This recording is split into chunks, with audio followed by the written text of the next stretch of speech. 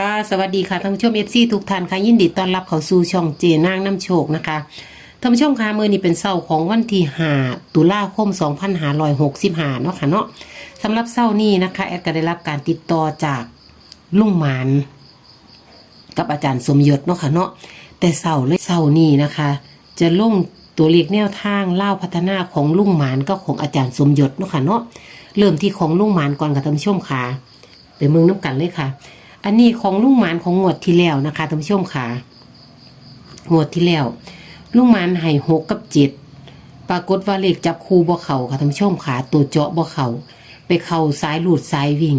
7ก็คือ97นะคะท่านผู้ชมค่ะอันนี้คือตัวเลขแนวทางของลุงหมานเนาะค่ะเนาะลุงหมานถ้าบ่เข้าตัวเจาะก็สิเข้าตัวรูดตัววิ่งเนาะค่ะท่านผู้ชมเนาะ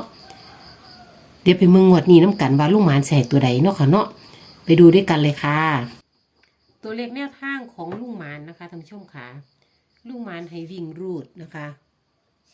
วิ่งรูดคือ5กับ6เด้อค่ะท่านผู้ชม5กับ6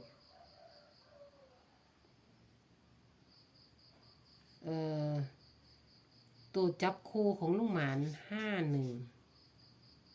52 61 62 91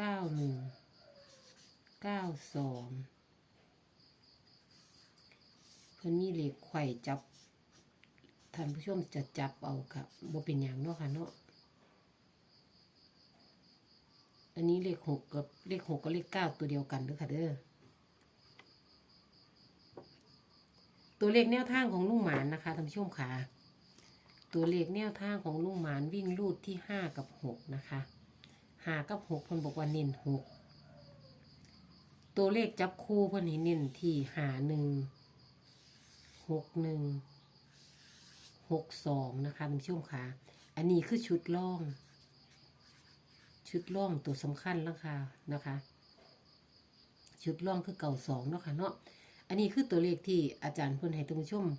ว่ามึงเป็นแนวทางเพื่อจะได้จับเอาเลยนะคะเพราะฉะนั้นท่านผู้ชมที่เป็นแฟนคลับที่เป็นFC ของลุงหมานเนาะค่ะเนาะก็ขอให้ติดตามตัวเลขแนวทางของลุงหมานเพราะว่างวดที่แล้วก็เข้าหลุด7เนาะค่ะเนาะงวดนี้หลุดไว้เลยนะคะสิเป็นหลุด5หรือหลุด6หรือจะเอาตัวเจาะเลขก็ได้ค่ะท่านผู้ชมค่ะนี่เป็นตัวเลขแนวทางของลุงหมานเนาะค่ะท่านผู้ชมเนาะแคปหน้าจอไว้เลยค่ะท่านผู้ชมค่ะแคปหน้าจอเลยนะคะนี่ค่ะแคปหน้าจอเลยนะคะนี่เป็นตัวเลขแนวทางของลุงหมานนะคะท่านผู้ชมค่ะเย็นนี้20:30นะคะ20:30แคปหน้าจอเลยค่ะท่านผู้ชมที่เขามา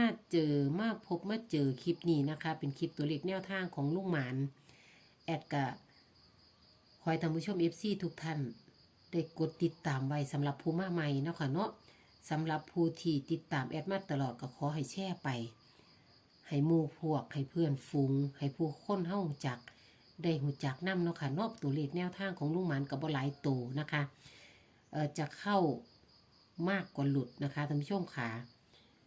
นี่ค่ะตัวเลขแนวทางแคปหน้าจอเลยนะคะเดี๋ยวแอดจะไป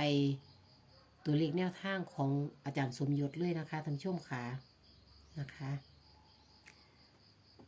ก็เช่นเคยค่ะท่านผู้ชมค่ะแอดก็จะเอาเลขบัญชีของลุงหมานเนี่ยไปทั้งข้างตัวเลขแนวทางของลุงหมานไว้เลยนะคะเพื่อท่านผู้ชมท่านใดสิได้แบ่งปันน้ำใจกับแบ่งปันได้ตามอัธยาศัยบ่ว่ากันเนาะค่ะเนาะแล้วแต่ไผสิเห็นความสำคัญแล้วแต่ผู้ใดสิแบ่งปันแล้วแต่ผู้ใดสิอยากเฮ็ดบุญเนาะค่ะท่านผู้ชมเนาะถ้าอยากให้ตามของอาจารย์ใดบอกแอดเด้อค่ะเด้อมีของพอแต้มก็ของปู07ช่วงนี้บ่ได้ตามนะคะเห็นท่านผู้ชมเงียบๆไปก็เลยบ่ตามมาให้นะคะต่อไปลาวพัฒนา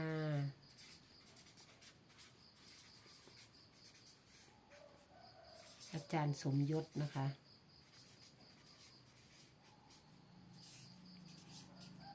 5 ตค65วันพุธนะคะ ตัวเลขแนวทางของอาจารย์สมยศมือนี่แอดมีความรู้สึกว่าแตกไปด้วยค่ะท่านผู้ชมค่ะนานๆจะมีการแบบตัวเลขซ้ำๆกันอะไรประมาณนี้นะคะถ้าตัวเลขซ้ำๆกันแล้วมันมักแมน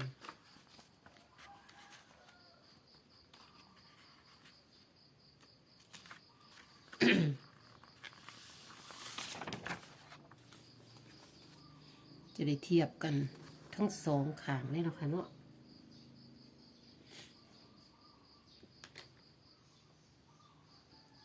ตัวเลขแนวทางของอาจารย์สมยศนะคะท่านผู้ชมขาวิ่งรูดที่6 กับ 9ตัวเลข3 ตัวคือ0 6 9อ้าวท่านผู้ชมขาขออภัย0 6 5 6 5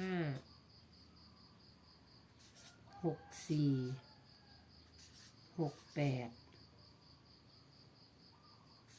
6 9 9 6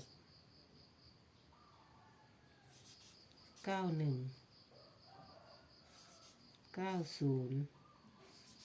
9 2ระวังเบิ้ล6 พันว่าอาจารย์ว่างวดนี้อาจารย์บอกว่าปังแน่นอน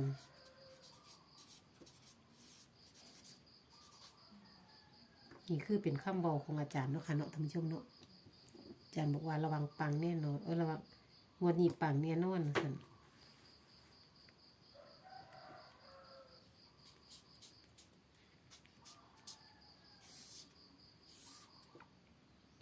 เบิ้ลเอามามึงย้ำอีกเทื่อนึงเนาะค่ะท่านผู้ชมเนาะอาจารย์บอกว่าวิ่งรูด6 กับ 9เน้นนี่ค่ะตัวเน้นที่6นะคะท่านผู้ชมขาเน้นที่6เลข3 ตัวอาจารย์ให้ย้ำตัวนี้นะคะเน้น0 6 5เลข2 ตัวคือ6 5 6 4เบาขออภัย6 4เบา6 8เบา6 9เน้น9 6เบา9 1เบา9 0เน้นนะคะท่านผู้ชมขา9 2เบาระวังเบิ้ลให้ระวังนี่นะคะตัวเลขแนวทางของอาจารย์สมยศนะคะท่านผู้ชมขาตัวเลขแนวทางของอาจารย์สมยศกับบ่หลายโตเนาะค่ะท่านผู้ชมเนาะก็เช่นเคยอาจารย์ไหมาเช่นเคยนะคะก็ก่อนอื่นแอดก็ขอกราบขอบพระคุณอาจารย์สมยศกับลุงหมานหลายๆนะคะที่ส่งตัวเลขแนวทางมาให้แอดได้เป็นสะพานบุญในท่านผู้ชม FC ทุกท่านได้นำไปพิจารณานำไปเสี่ยงซื้อนำไปคัดกรองนำไปเหตุการณ์บ้านไปเปรียบเทียบเลขในใจอีกเทื่อนึงเนาะค่ะท่านผู้ชมเนาะตัวเลขแนวทางของ2อาจารย์นะคะเน้น6คือกันกับท่านผู้ชมขางวดนี้เน้น6คือกันแต่ว่าตัวเลขที่คือกันคือ91นะคะตัวเลขที่เหมือนกันคือ91แต่ว่าตัวเลขท่านผู้ชมขาตัวเลขตัวนี้สามารถจับเองได้เด้อมันตรงกับของอาจารย์สมยศนะคะอันนี้คือตัวเลขชนกันนะคะนี่คือตัวเลขชนกัน91คือชนกันนะคะ91คือตัวเลขชนกัน6556ก็มีค่ะท่านผู้ชมนี่อยู่นี่6569มีครบของอาจารย์ของลุงหมานก็ได้สรุปว่าตัวเลข6569เหมือนกันนะคะท่านผู้ชมค่ะท่านผู้ชมจับเลยสายหลุดสายวิ่งลืดตัวเป็น FC ของอาจารย์ทั้งสองนี่จัดเลยนะคะแอดมีความมั่นใจว่าจังสันนะคะแต่อย่าเสือแอดให้ท่านผู้ชมลองมึงเลยนะคะอันนี้เป็นตัวเลขแนวทางของอาจารย์สมยศกับของลุงหมานเนาะค่ะท่านผู้ชมเนาะที่แอดโชว์ให้ท่านผู้ชมเห็นอยู่นี่ก็คอยท่านผู้ชมแคปหน้าจอเลยค่ะท่านผู้ชมค่ะแคปหน้าจอเลยนะคะตัวเลขแนวทางของทั้งสองอาจารย์นะคะแคปหน้าจอเลยค่ะแคปหน้าจอเลยนะคะ ค่ะแค่หน้าจอเลยค่ะท่านผู้ชมค่ะค่ะสำหรับคลิปนี้นะคะเป็นคลิปตัวเลขแนวทางของอาจารย์สมยศก็ของลุงหมานเนาะค่ะเนาะก็ขอให้ท่านผู้ชม FC ทุกท่านสายต่ำเล่าวนะคะเนาะก็ขอให้มีโชคมีชัยขอให้เงินไหลเข้าเต็มกระเป๋าอึ้งตึง20:30แรงนี้นะคะทุกท่านทุกคนโชคดีเด้อค่ะท่านผู้ชมค่ะอย่าลืมกดไลค์กดแชร์นะคะขอบพระคุณทุกท่านทุกคนที่เขามาสนับสนุนที่เขามาติดตามช่องเจนางน้ำโชคตลอดเนาะค่ะเนาะขอบคุณค่ะสวัสดีค่ะเจอกันใหม่คลิปแม่เพชร100 ล้านเนาะค่ะเนาะ